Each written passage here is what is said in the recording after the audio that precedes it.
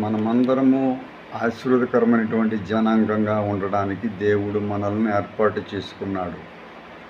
ఈ మధ్యాహ్నము ఈ విధంగా మీ మధ్యలోనికి రావడానికి దేవుడు నాకు చూపినటువంటి ప్రేమను బట్టి, కృపను బట్టి ఆయనకు వందనాలు తెలియజేసుకుంటున్నాను. అట్లాగే కూడి ఉన్నటువంటి సకల జనులకు, యవనస్తులకు, చిన్నపిల్లలకు, పెద్దలకు, వృద్ధులకు నా యొక్క హృదయపూర్వక వందనాలు తెలియజేస్తున్నాను. ఈ రోజున దేవుని పరిశుద్ధ గ్రంథంలో 1 సమూయేలు 31వ అధ్యాయము 5, 6, 7 వచనాలను చూద్దాం. 1 Samuel 31st chapter 5, 6 and 7. ఈ వచనాలలో మనకు కనబడుతున్నటువంటి వ్యక్తి పేరు సాల్. ఓల్డ్ టెస్టమెంట్లో చాలా ప్రాముఖ్యతను సంపాదించుకున్నటువంటి రాజు సౌలు. ఈ రాజు గురించి ఈ లేఖనాలు ఏం మాట్లాడబోతున్నాయి? These verses are showing the end life of Saul. సౌలు యొక్క చివరి దినాలని ఇవి చూపిస్తూ ఉన్నాయి. 6వ వచనంలో ఉంది 31 1 సమూయేలులో, ఏలాగున సౌలును అతని 3 కుమారులను అతని ఆయుధములను మోయువారును అతని వారందరూ ఒకే దినములో మరణమయ్యారు. And if you can read the Bible from the same chapter 7th words, ఇశ్రాయేలీలు పారిపోవుటయు.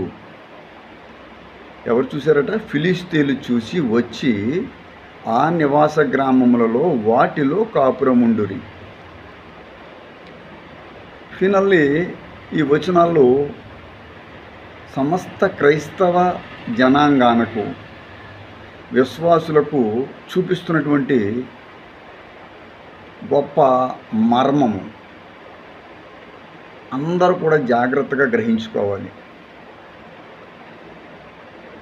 ఒక రాజు చేసినటువంటి పొరపాటు వలన ఇశ్రాయేలీల గ్రామాలు, ఇశ్రాయేలీల దేశము ఫిలిష్తీయుల వశంలోకి వెళ్ళిపోయింది.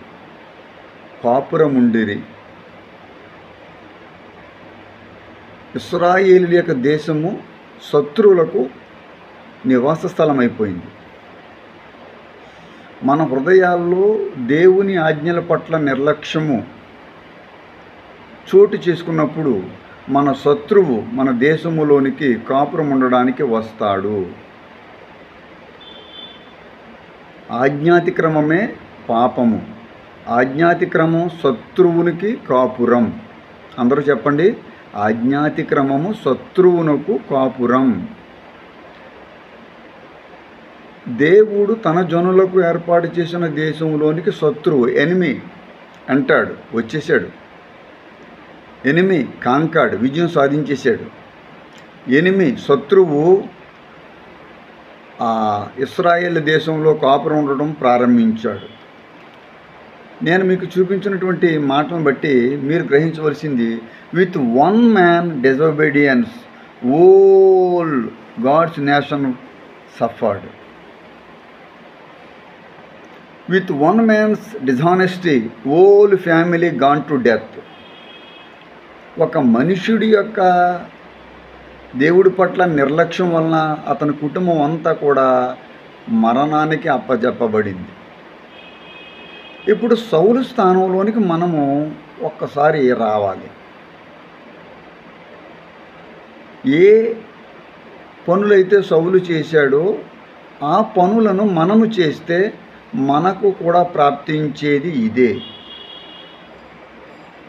పరిశుద్ధ గ్రంథం same 1 Samuel I believe 12th chapter 14th verse 14వ వచనం, 12వ అధ్యాయం 1 సమూయేలులో ఉంటుంది.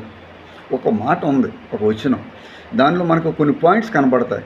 దాంట్లో ఏముంటాయంటే, యెహోవా యందు భయభక్తులు కలిగి 1, నెంబర్ 2 ఆయన మాటలు విని, అదే వచనంలో ఆయనను సేవించి 3, 4 ఆయన ఆజ్ఞలకు మనం భంగము చేయకుండా మనం ఉన్నప్పుడు, మనం నివసించగలిగినప్పుడు. అంతేకాదు, మీరును మిమ్మును ఏలు రాజును మీ దేవుడిని యెహోవాను అనుసరించిన యెడల మీకు క్షేమము కలుగును. సేఫ్టీ. ఇప్పుడు క్షేమం అనేది ఎక్కడుంది? క్షేమాన్ని మనమందరం కోరుకుంటున్నాం. Every nation, every creed, every state, every family, every man, ప్రతి ఒక్కరూ రక్షణ కోరుకుంటున్నారు, క్షేమాన్ని కోరుకుంటున్నారు. మంచిదే. మరి ఈ క్షేమం అనేది ఎక్కడ లభిస్తుంది అంటే అది దేవుడి దగ్గర ఉంది. దేవుడు మనకు క్షేమాన్ని ఇస్తే మనం క్షేమంగా ఉండగలం. దేవుడు క్షేమం ఎప్పుడు ఇస్తాడు అనేటువంటిది మనం ధ్యానించగలిగితే ఈ 12వ అధ్యాయం 14వ వచనంలో యెహోవాయందలి భయభక్తులు కలిగి ఫియర్డ్, ఆయన మాటలు విని ఓబే, ఆయనను సేవించి సర్వింగ్, ఆయన ఆజ్ఞకు భంగము చేయక నాట్ రెబలింగ్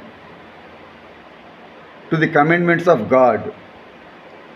కంటిన్యూషన్, దేవునిలో మనం కంటిన్యూస్గా ఫాలో అవటం చేసినప్పుడు మీకు క్షేమము కలుగును. ఆ కంటిన్యూ మనం ఒక్కరమే కాదు, మీరును ఇక్కడెక్కడ పెట్టాడు, మీరును మిమ్మల్ని ఏలు రాజును. అందుకే అనుకుంటా తిమోతి 2వ అధ్యాయం 1 తిమోతిలో మీరు రాజుల కొరకు ప్రార్థన చేయమని ఉంటుంది. సమస్త జనుల కొరకు ప్రార్థన చేయాలి, అధికారుల కొరకు ప్రార్థన చేయాలి, యాచన చేయాలి, విలపించాల. మీరును మిమ్మల్ని ఏలు రాజును